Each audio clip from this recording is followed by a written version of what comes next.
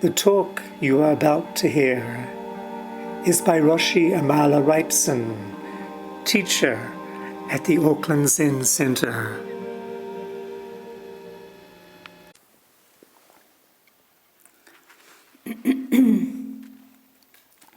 Today is day 4 of our summer 7-day sesshin, and it's the 7th of January 2025. We're going to take up where we left off, just with a little bit of biographical material, and then we're going to just be reading passages from Throw Yourself into the House of Buddha, the life and teachings of Tangen Harada Roshi. And these are from transcriptions of the translations of Belenda Attaway Yamakawa, edited by Kogen Czarnik. So we'll take up the story where we left off, where the young Tangen had to go to another temple run by an old student of Dayan Sogaku Roshi's in order to recuperate from illness brought on by his extreme practice, his meditation and zazen. But after some time, is skillfully nursed back to good health by this monk, and also inspired to become a monk himself, when he was better, he returned to Hoshinji, and after his return, he became ordained. That was in November 1949.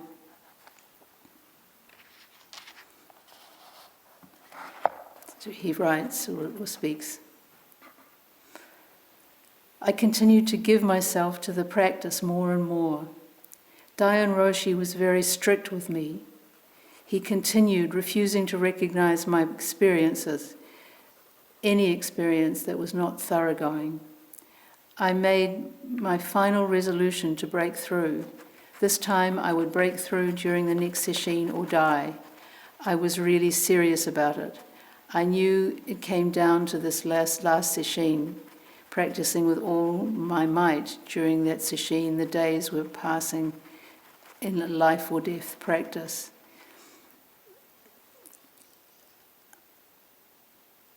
Would he have killed himself if he hadn't passed through his koan in this sesshin? I don't know. It's hard to think that he would have. Perhaps he would have got to the point of do or die and realized that was not the way to go. But it's not to say that there isn't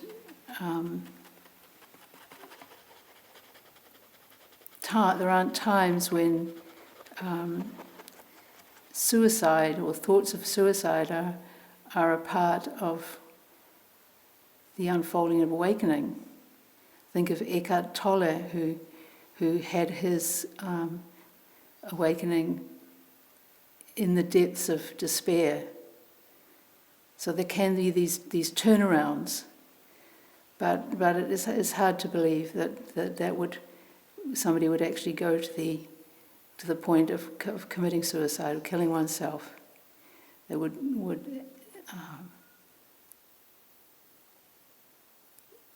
the actual process would have illuminated that it was not the right way.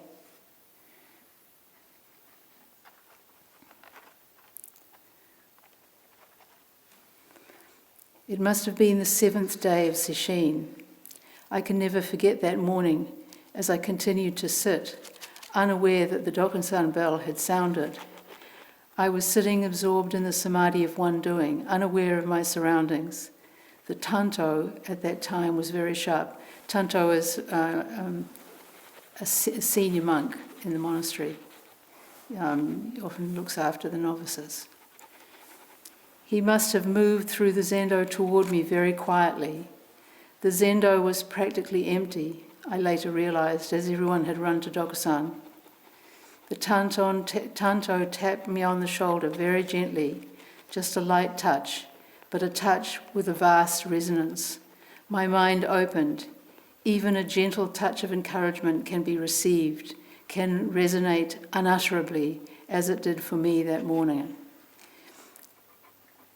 Any of the senses can precipitate an opening. Touch along with smell and taste and hearing.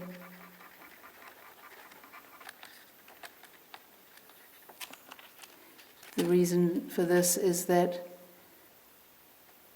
as Tangen repeats again and again, the world is all of a piece.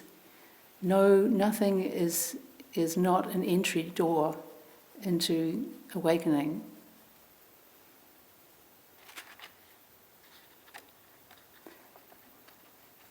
I flew to Doksan boldly and surely, just naturally, differently from any other time before.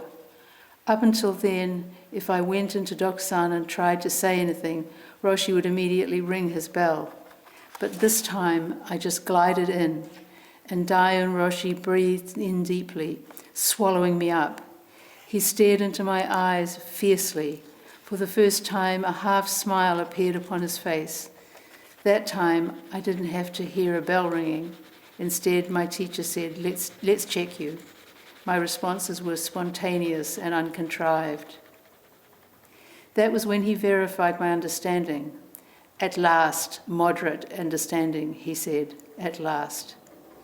Not one for being overly effusive about things. I was so fortunate to be able to practice under a teacher so strict and so exacting, a teacher who had himself profoundly done the practice of Shakyamuni Buddha and profoundly experienced the teaching of the Buddha. That night I did not go to evening Doksan. I was in the temple office as I had a duty there. I was so filled with pure happiness that I couldn't sleep, but I might have been dozing off and in a state of wakeful sleep. I didn't know if I was dreaming or not when my own mother, who I'd never seen, came to me. From behind, she wrapped her arms around me and took my hands in hers. Together we rose into the sky. Flying through the sky, I could feel the cold air on my cheeks. My mother was like an angel. As we flew, she communicated this to me, though not in words, but through her life. I'm very glad. I'm so glad. If I had not been ripened and mature in my practice at the end of that sesshin, so that Roshi would verify my understanding and confirm that I had broken through to his satisfaction, I would not have been alive that night. I had made the final determination. I believe that to my mother, the most important thing was not that I had come to Satori, but that I had not lost my life. I believe she was expressing her deep wish that I would be protected. I'm very glad. I'm so very glad. A mother's mind is universal.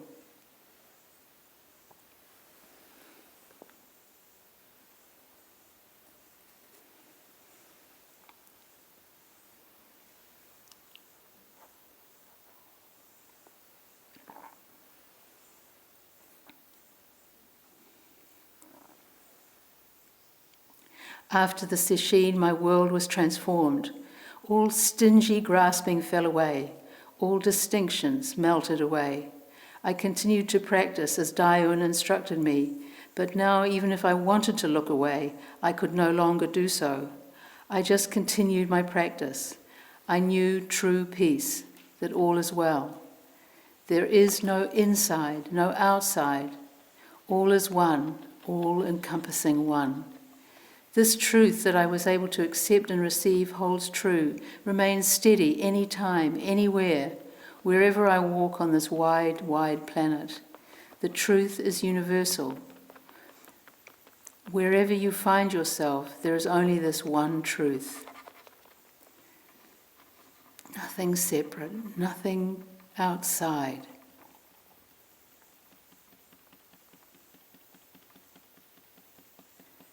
And he gives a caveat, and this is important for everyone to hear. He says, now I've told you the story of my experience in Zen practice, but there is a danger here. The danger is that you might get the discouraging idea that my story and experience were too dramatic and special, and that you yourself could never hope to experience anything like it. This is not true. I just did the one and only thing I was told to do. I did it to the best of my ability. You cannot do what you cannot do, but you can do this one thing to your utmost. Regardless of what I did in my practice, the key remains the same for everyone: complete sincerity. You must give your all, holding on to nothing. You must become your practice. So, from my own experience, I can say to you, if you set out to do it, it will be done. If you don't, it won't be done. When something isn't done, it is because you didn't resolve to do it.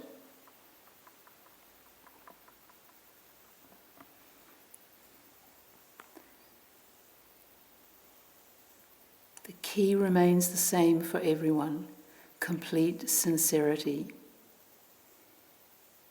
Just giving ourselves over to the practice.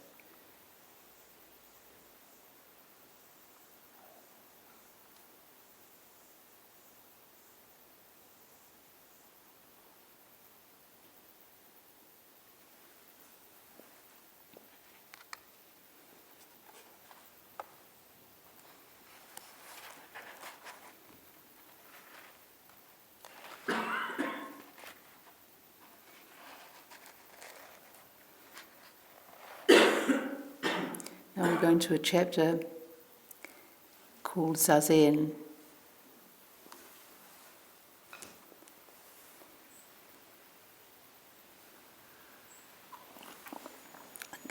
Often this question comes up when hearing these stories. Well, how do I do that? And the beauty of Zen practice is that we're given very clear, simple instructions on how. It's one of the things that really attracted me to Zen in the first place. Other religions certainly had a lot about transcendence and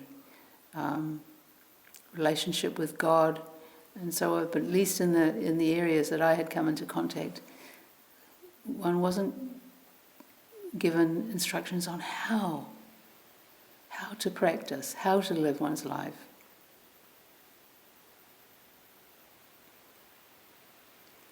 How should we practice? What is this path? Zazen is the foundation of our practice. We start out by learning to do Zazen correctly, following the guidance of a teacher, to settle the body, settle the breath, settle the mind. Essentially, the body, breath and mind are not separate, just one, but provisionally we can divide them into three parts in order to explain them.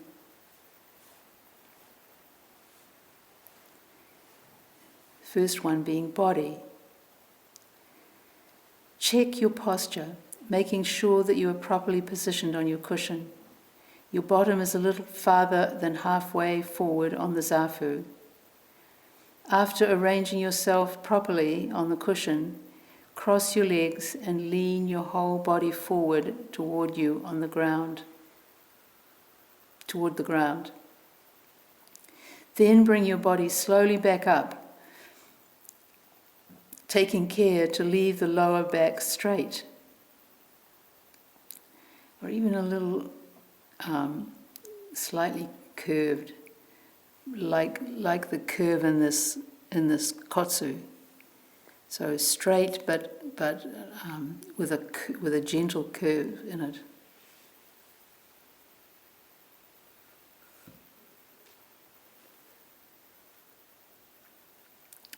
This leaning forward toward the ground and coming up to upright. Don't always see this in instructions on Zazen, but this must be something we inherited from Dayan Sogaku Roshi or Hoshinji, because we always in workshops give exactly the same instruction to get the right alignment of the lower back. This leaning towards the ground, pushing the sitting bones back so that one is firmly sitting on them.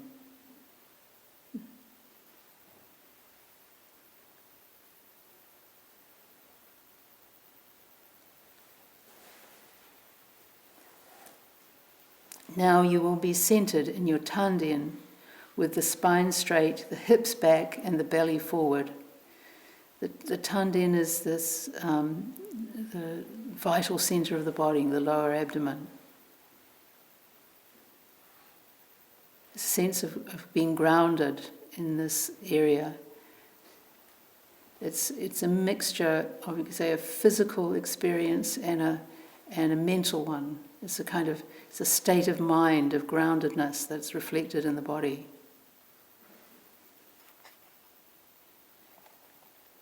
He says this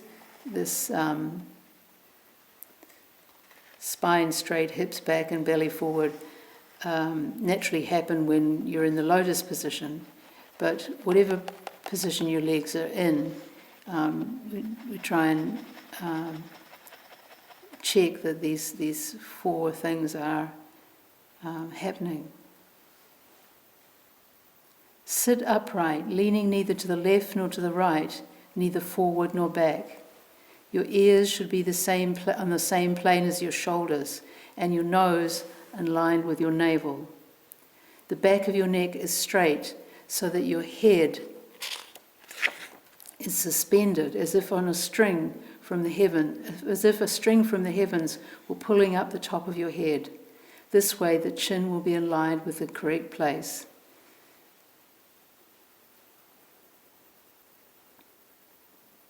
This is not to say that your posture is forced. It is very natural. You don't need to put any tension anywhere. Shape it with your mind, not your muscles. Just do your best to work toward a good posture.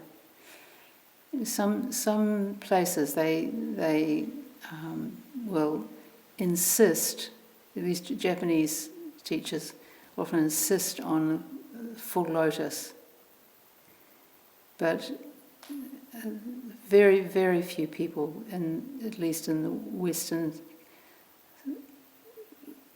centres where people don't grow up sitting on the floor,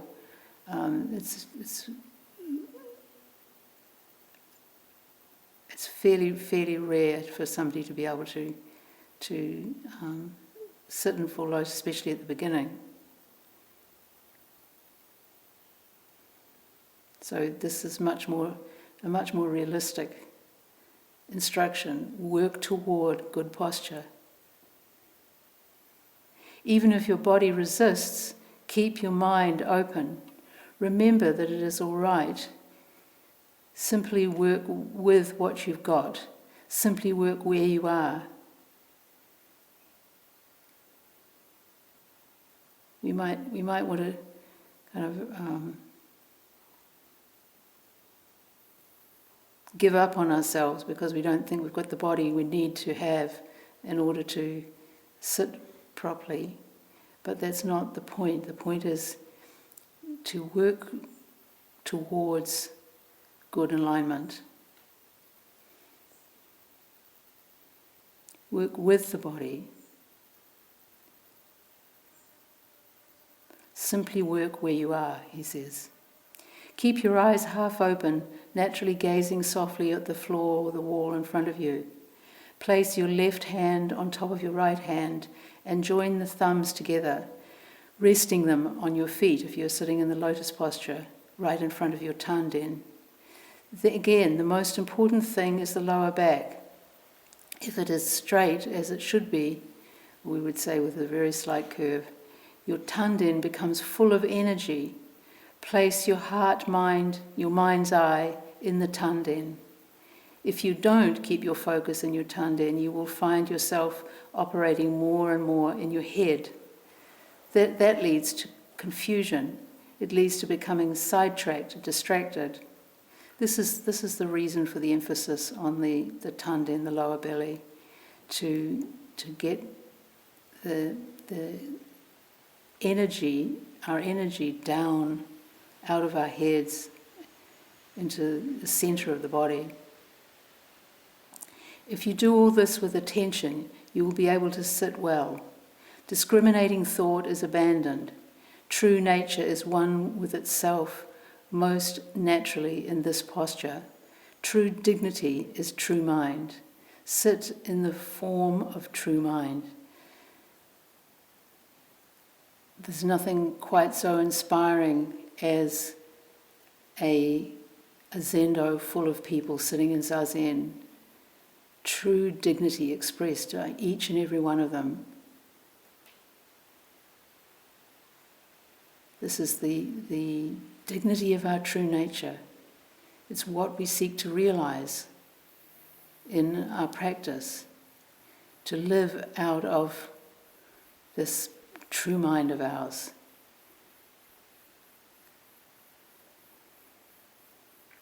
Next, he says a little bit about the breath. And this, though most of you are working on koans, breath practice applies to all of us, whatever our practice, shikantaza, koans, or breath itself, obviously. The breath flows in and out from the bottom of your belly. You are breathing from your tanden. You can become settled in this way. Patiently breathe this one breath deeply from your lower belly.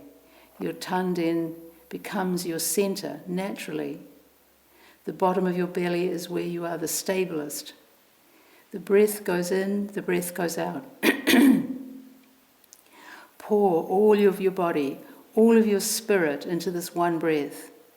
There is nothing outside of it. Just breathe this one breath. This is all there is. Give it your all. You are one with the breath. The way is one.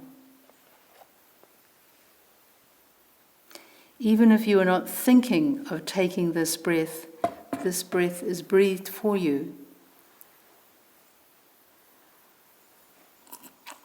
This is one of the reasons why breath practice is so useful as a meditation focus, and not only in Buddhism but in Hinduism, Christian breath meditation as well. And it happens without our even trying, when we're eating or talking or walking, doing some complicated task. We keep on breathing. He says, you are perfectly nurtured, like a baby is nurtured by its mother. There is nothing to figure out. You are naturally cared for. When you go to sleep at night, are you directing your breath? Since you were born 20, 40, 70 years ago, 365 days a year, how many times in one night alone has this breath been breathed? Always it has been natural. You have never had to will it to be. So who is breathing for you? Who is breathing this breath? Don't look away. This breath is true life. This breath is everything. This breath is perfectly receiving all things. This one breath is repaying all the goodness of the universe. This is the heart of all the cosmos. There are no boundaries to this one breath. The host is here. Who is the host? Can someone take this breath for you? This is total mutual support and sustenance. The heart of all being is now here in this one breath.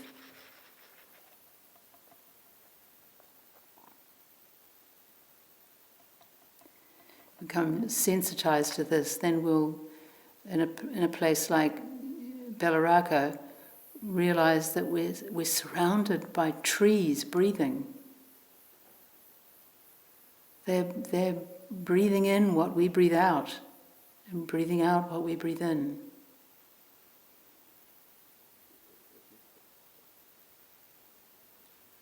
How can we express our gratitude for this? one way is to breathe with an awareness,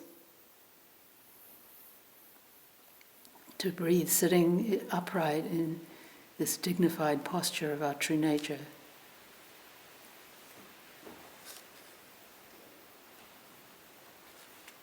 Various ways of practice are given to us.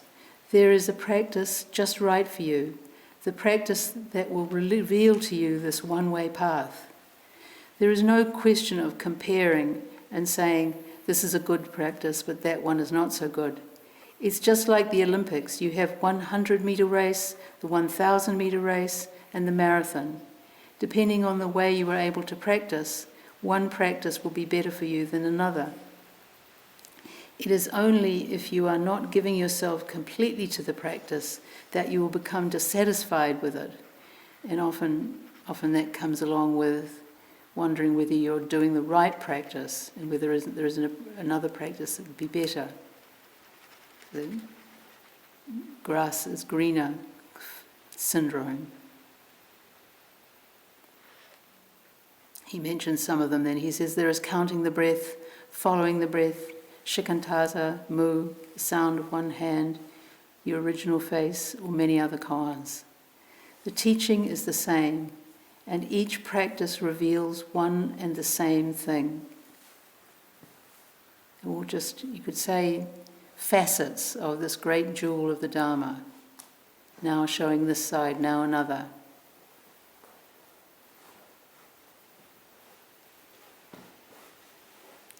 Counting the breath is the perfect practice at the beginning.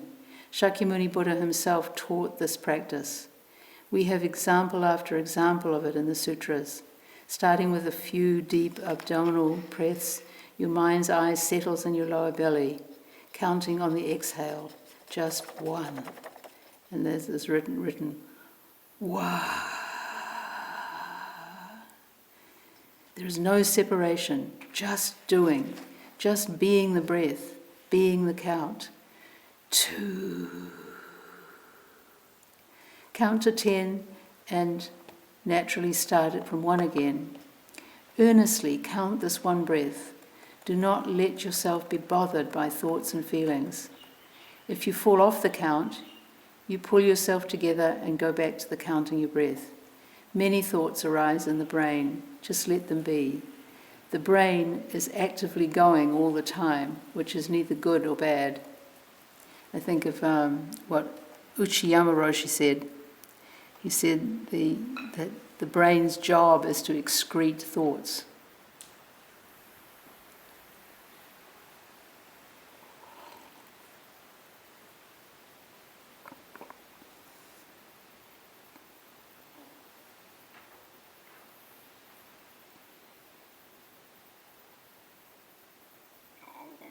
Whatever arises, no matter how inviting it appears, neither entertain it nor reject it. This is the key. So we'll say it again, neither entertain it nor reject it. Whatever comes, whatever we're presented with. Be strong on this point. Be firm and determined. Be resolved. The host is not the discriminating consciousness. The host is true self. All of heaven and earth, same root. All the myriad things are one body, the true nature. Openly, obediently, be pure. Grasp nothing, hold nothing, rest nowhere. Let go of everything. You are the embodiment of truth, just as you are. Stay in your tanden, do this one doing. What is one doing? You can only answer this for yourself by doing it. Simply count this breath.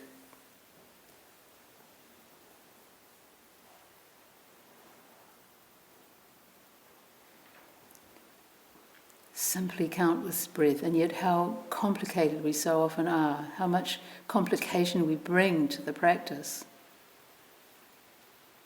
And that's why it's challenging.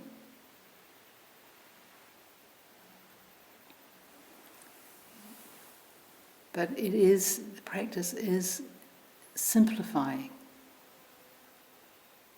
It will, if you sincerely practice it, make you more simple, make life less complicated. One wholehearted breath is a step taken. This is the law of karmic inevitability. The step that you take is never lost. Just carry on. Sometimes we're concerned about making mistakes or taking a wrong step, misstep. But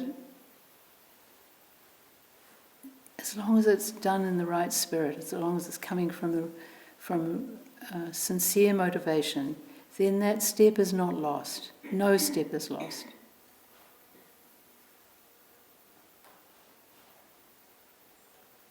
The step that you take is never lost. Just carry on. Give it your all, then give it some more, just clearly and decisively. Years ago we had a drama teacher who would go take us through different exercises, and she would say, stretch as far as you can go, then stretch some more. Because the truth is, we don't actually know how far we can go.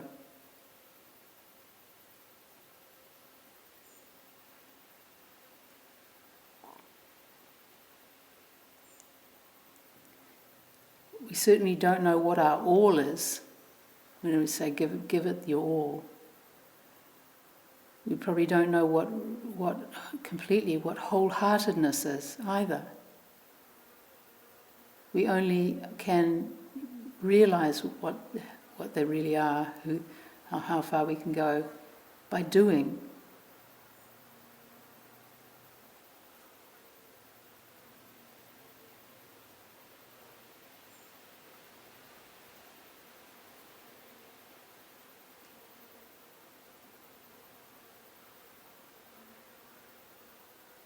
Counting the breath is the perfect practice of truth. You need not entertain any ideas of gain, of getting something. Everything that you need is right here. Everything you need to know, you know already. If you practice counting the breath, you will become very calm in this practice, unflustered by anything that arises. You are giving your life over to this, practicing in such a way that there is no tomorrow. Thinking that you will still have time is a loss of valuable time. Depending on having tomorrow to deepen your practice is not giving over your life to practice. There is only today, only this one period of meditation. Actually, there is only this one breath. There is only this one doing, this one single point. This is all there is.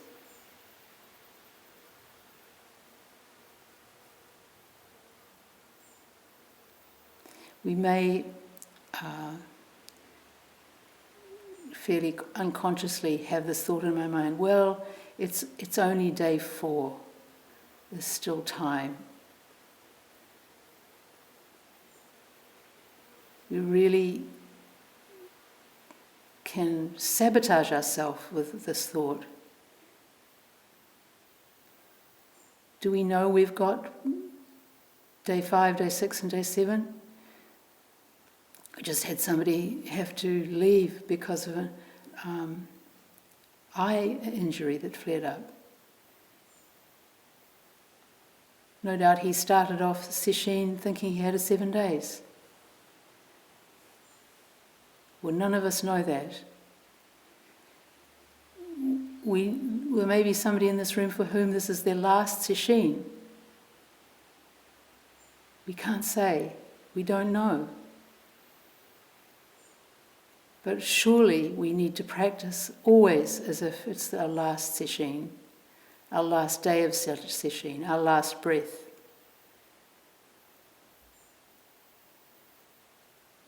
We have to light a fire in our practice. Burn up completely in mu, in what is this? In shikantaza, in the breath.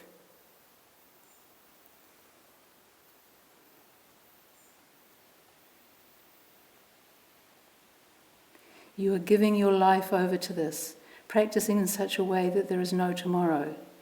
Thinking that you still have time is a loss of valuable time. Depending on having tomorrow to deepen your practice is not giving over your life to practice. There is only today, only this one period of meditation.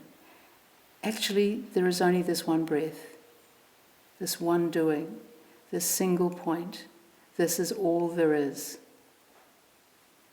Whether it is counting the breath, following the breath, mu, or shikantaza, burn within that practice, and your practice will take care of itself. Practice nurtures practice. Another really important thing to remind ourselves of, especially when things are going tough, when maybe we feel stuck. Practice nurtures practice. To understand practice as a kind of nurturing, as an expression of our metta. That's why we put the Metta Sutta in the chanting service for the early mornings of Sesshin, the first few mornings, to establish it as the basic intention behind the practice of realization. To realize the truth for ourselves in order to be able to help others cross over. First and foremost, believe with all your life that you are immersed in the Buddha way, here and now. We walk this one path, purely throwing your might into it. Maintain this straight path, this one practice you have been given to do. If you practice in this way, you won't have the possibility of regret later. When you practice is wholehearted like this, everything comes together to support you. There is no more separation.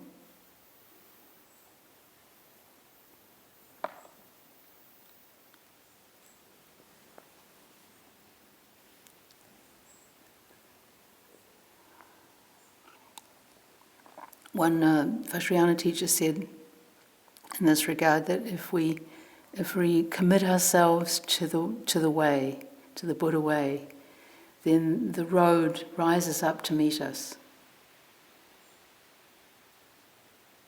What we need in order to practice will be given to us.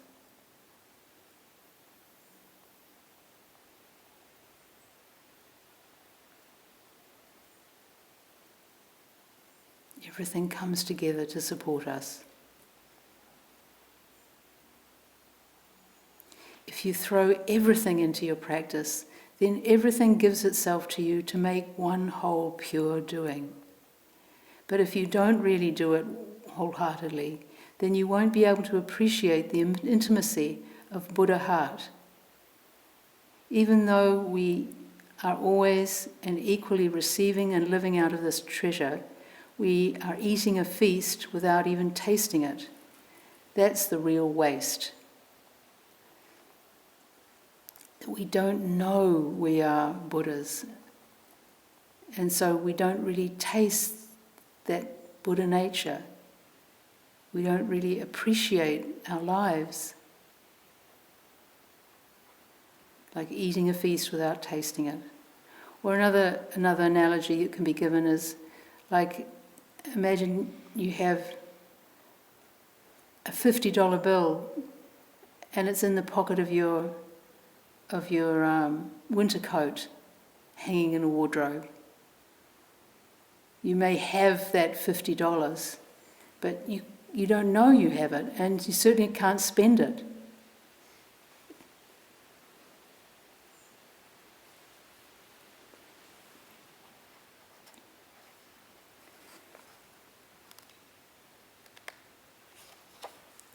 It is so difficult to attain a human birth. As human beings, everyone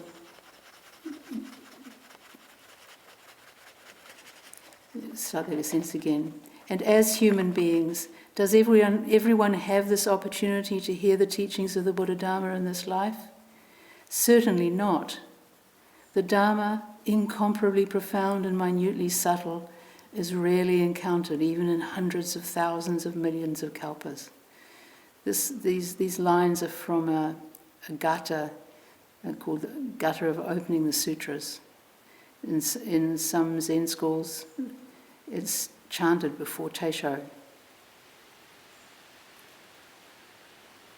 The Dharma, incomparably profound and minutely subtle, is rarely encountered even in hundreds of thousands of millions of kalpas.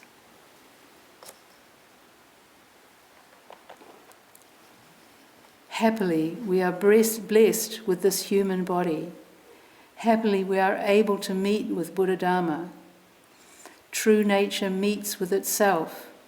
Self-awareness is possible. We have this capacity and we are in a position to attain liberation. The fact that we're all sitting here in this room, in this zendo, is evidence of our good karma. We are in a position to attain liberation. We're in this position, we're supported in this work together, we support each other. What a pity it would be to waste this opportunity, to not rise to meet the road.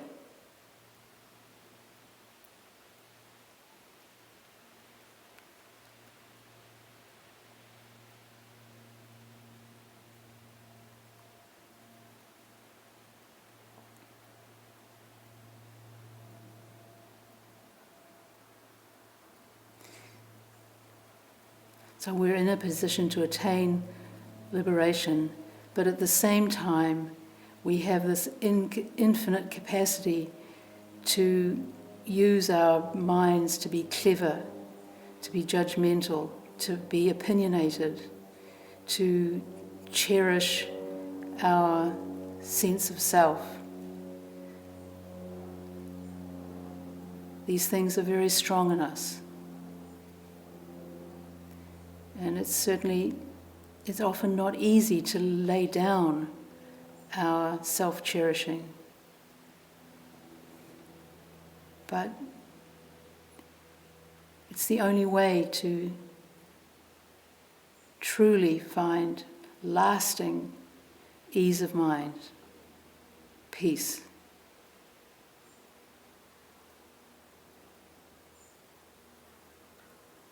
Throw yourself into the house of the Buddha. Then everything is done by Buddha. Release the hold of the small self and know how vast you are. Just practicing and knowing how vast and wonderful the way is.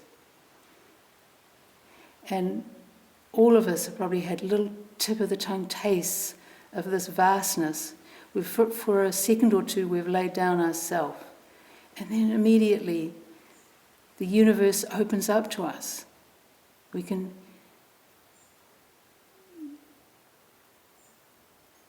see what we truly are, this vastness. It's just that our hold on this vastness, our appreciation of it, is weak.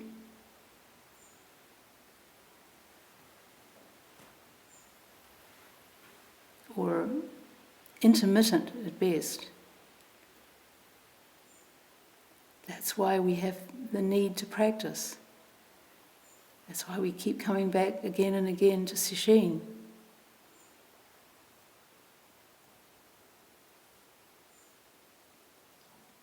To do the mahi.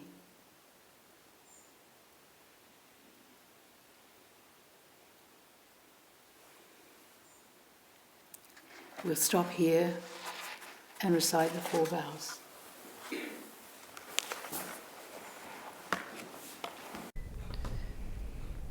The teaching you have received is offered freely.